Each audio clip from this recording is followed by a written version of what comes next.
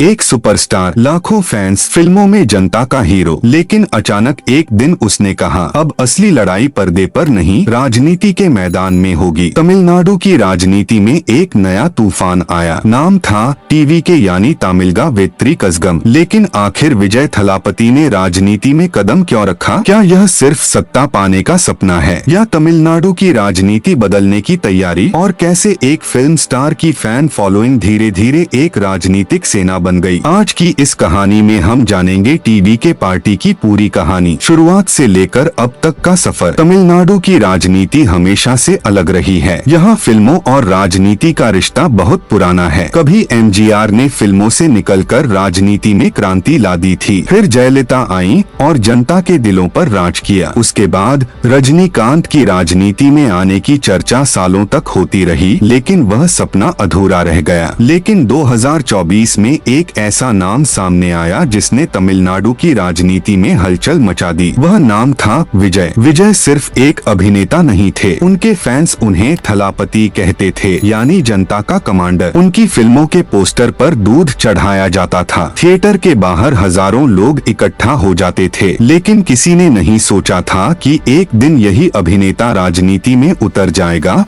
और अपनी खुद की पार्टी बना देगा। यह कहानी शुरू होती है विजय के शुरुआती दिनों से। जब विजय फिल्मों में संघर्ष कर रहे थे, तब उनके पिता एस.ए. चंद्रशेखर फिल्म निर्देशक थे। धीरे धीरे विजय ने अपनी पहचान बनाई। उनकी फिल्में सिर्फ मनोरंजन नहीं थीं, उनमें सामाजिक संदेश भी होता था। भ्रष्टाचार, बेरोजगारी, शिक्षा व्यवस्था, गरीबों की समस्याएं, विजय की फिल्मों में अक्सर यह मुद्दे दिखाई देते थे। समय के साथ विजय की लोकप्रियता बढ़ती गई, लेकिन इसी दौरान उनके फैन क्लब भी मजबूत होते गए। तमिलनाडु में फैन क्लब सिर्फ फिल्म प्रमोशन के लिए नहीं होते। यहाँ फैन क्लब सामाजिक काम भी करते हैं, गरीबों की मदद, ब्लड डोनेशन, बाढ़ राहत। विजय के फैंस हर जगह सक्रिय दिखाई देते थे। धीरे धीरे लोगों को लगने लगा कि विजय सिर्फ फिल्मों तक सीमित नहीं रहेंगे। उनकी फिल्मों के डायलॉग भी राजनीति की तरफ इशारा करने लगे। कई फिल्मों में वह सिस्टम के खिलाफ आवाज उठाते दिखे। जनता को लगने लगा कि विजय राजनीति में आने की तैयारी कर रहे हैं। 2021 के चुनावों के दौरान यह चर्चा और तेज हो गई। उस समय तमिलनाडु की राजनीति दो बड़े नेताओं के बिना पहली बार चुनाव देख रही थी। जयललिता नहीं थी, करुणानिधि भी नहीं थे। जनता को नया चेहरा चाहिए था। तभी विजय के फैंस ने सोशल मीडिया पर अभियान शुरू कर दिया, थलापति को राजनीति में आना चाहिए। लेकिन विजय चुप रहे। फिर एक दिन अचानक खबर आई कि विजय की टीम एक नई राजनीतिक रणनीति पर काम कर रही है। फैन क्लबों को संगठित किया जाने लगा, गांव-गांव में बैठकें होने लगी, सोशल मीडिया टीम तैयार की गई। लोगों को लगने लगा कि अब कुछ बड़ा होने वाला है। और फिर 2024 में विजय ने आधिकारिक ऐलान कर दिया। उनकी पार्टी का नाम रखा गया तामिलगा वेत्री कज़गम यानी टीवी के। इस ऐलान के साथ ही तमिलनाडु की राजनीति में भूचाल आ गया। टीवी चैनलों पर सिर्फ एक ही चर्चा थी, क्या विजय अगला बड़ा राजनीतिक चेहरा बनेंगे? टीवी के का मतलब था तमिलनाडु विजय संघ पार्टी का नाम ही जीत की तरफ इशारा कर रहा था। विजय ने कहा कि वह राजनीति में सिर्फ सत्ता के लिए नहीं आए हैं, उनका उद्देश्य जनता की सेवा करना है। लेकिन राजनीति फिल्मों जैसी नहीं होती, यहाँ हर कदम पर विरोधी होते हैं। विजय के सामने सबसे बड़ी चुनौती थी, क्या उनकी फैन फॉलोइंग वोट में बदल पाएगी? राजनीतिक विशेषज्ञों ने सवाल उठाने शुरू कर दिए। कुछ लोगों ने कहा कि यह सिर्फ स्टारडम का असर है, कुछ ने कहा कि विजय राजनीति में टिक नहीं पाएंगे। लेकिन उनके फैंस का जोश अलग ही स्तर पर था। टीवी के गठन के बाद विजय ने अपनी पहली बड़ी राजनीतिक रणनीति बनाई। उन्होंने सीधे जनता से जुड़ने का फैसला किया। गांवों में बैठकें शुरू हुई, युवाओं पर खास ध्यान दिया गया। सोशल मीडिया पर टीवी के तेजी से ट्रेंड करने लगी। विजय ने अपनी छवि एक ईमानदार नेता की तरह पेश करने की कोशिश की। उन्होंने भ्रष्टाचार के खिलाफ बयान दिए, शिक्षा और रोजगार पर जोर दिया। उनके भाषणों में अक्सर युवाओं का जिक्र होता था। तमिलनाडु की राजनीति में उस समय दो बड़ी पार्टियां थीं, डीएमके और एआईएडीएमके। इनके बीच दशकों से मुकाबला चलता आ रहा था। लेकिन टीवी के आने से समीकरण बदलने लगे। कई युवा वोटर टीवी की तरफ आकर्षित होने लगे। उन्हें लगा कि विजय एक नई राजनीति ला सकते हैं, खासकर वह लोग जो पुरानी पार्टियों से नाराज थे। उन्होंने टीवी को उम्मीद की तरह देखना शुरू किया। लेकिन दूसरी तरफ विरोध भी बढ़ने लगा। विपक्षी नेताओं ने विजय पर हमला शुरू कर कर दिया। कहा गया कि फिल्मों का हीरो राजनीति नहीं चला सकता। कुछ लोगों ने आरोप लगाया कि विजय सिर्फ लोकप्रियता का फायदा उठा रहे हैं। विजय ने इन आरोपों का जवाब सीधे नहीं दिया। उन्होंने अपने काम पर ध्यान दिया। पार्टी संगठन को मजबूत किया जाने लगा। जिला स्तर पर नेताओं की नियुक्ति हुई। फैन क्लबों को राजनीतिक कार्यकर्ताओं में बदला गया। टीवीके की सबसे बड़ी ताकत सोशल मीडिया बन गई। युवा वर्ग पार्टी के लिए ऑनलाइन प्रचार करने लगा। हर भाषण वायरल होने लगा। विजय की तस्वीरें और वीडियो लाखों लोगों तक पहुंचने लगे। धीरे धीरे टीवीके सिर्फ एक पार्टी नहीं बल्कि एक आंदोलन जैसी दिखने लगी। विजय की सभाओं में भारी भीड़ आने लगी। लोग सिर्फ अभिनेता को देखने नहीं बल्कि उनकी बातें सुनने आने लगे। यह बदलाव बहुत बड़ा था। तमिलनाडु के इतिहास में पहले भी फिल्म स्टार राजनीति में आए थे, लेकिन हर किसी को सफलता नहीं मिली। इसलिए विजय के सामने सबसे बड़ा सवाल था, क्या वह एमजीआर जैसा करिश्मा दिखा पाएंगे। विशेषज्ञों ने टीवीके की तुलना कई पुरानी पार्टियों से करनी शुरू कर दी। कुछ लोगों ने कहा कि विजय के पास जनता से जुड़ने की ताकत है, लेकिन कुछ ने कहा कि राजनीति में अनुभव की कमी उन्हें नुकसान पहुंचा सकती है। विजय ने अपनी पार्टी को जाति और धर्म की राजनीति से दूर रखने की बात कही। उन्होंने विकास और शिक्षा पर फोकस करने की कोशिश की। उनके भाषणों में अक्सर एक लाइन सुनाई देती थी, जनता ही असली ताकत है। यही लाइन धीरे धीरे टीवीके का संदेश बन गई। टीवीके के आने के बाद तमिलनाडु की दूसरी पार्टियां भी सतर्क हो गईं। उन्हें एहसास हो गया कि विजय युवा वोट बैंक को प्रभावित कर सकते हैं। राजनीतिक गलियारों में यह चर्चा शुरू हो गई कि आने वाले चुनावों में टीवीके कितना असर डालेगी। क्या यह सिर्फ वोट काटने वाली पार्टी बनेगी या सच में सत्ता तक पहुंच पाएगी। विजय ने अपनी फिल्मों से दूरी बनाने का भी संकेत दिया। उन्होंने कहा कि अब उनका ध्यान राजनीति पर ज्यादा रहेगा। यह फैसला उनके फैंस के लिए चौंकाने वाला था, क्योंकि विजय उस समय तमिल सिनेमा के सबसे बड़े सितारों में से एक थे। लेकिन विजय ने साफ कर दिया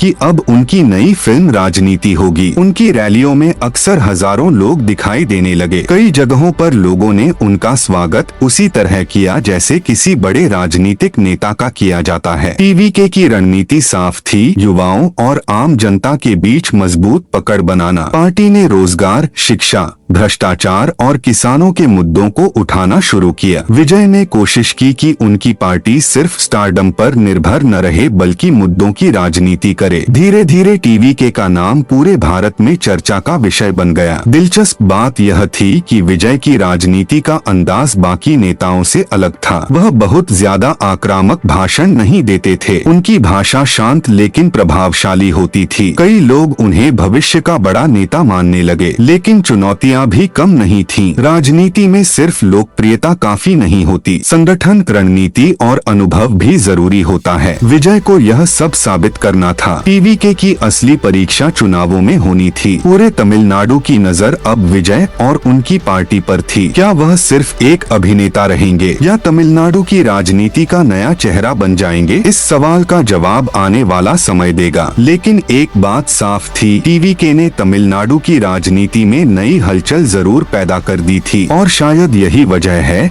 कि आज हर कोई टीवीके की कहानी जानना चाहता है, क्योंकि यह सिर्फ एक पार्टी की कहानी नहीं बल्कि एक सुपरस्टार के राजनीतिक सफर की शुरुआत है।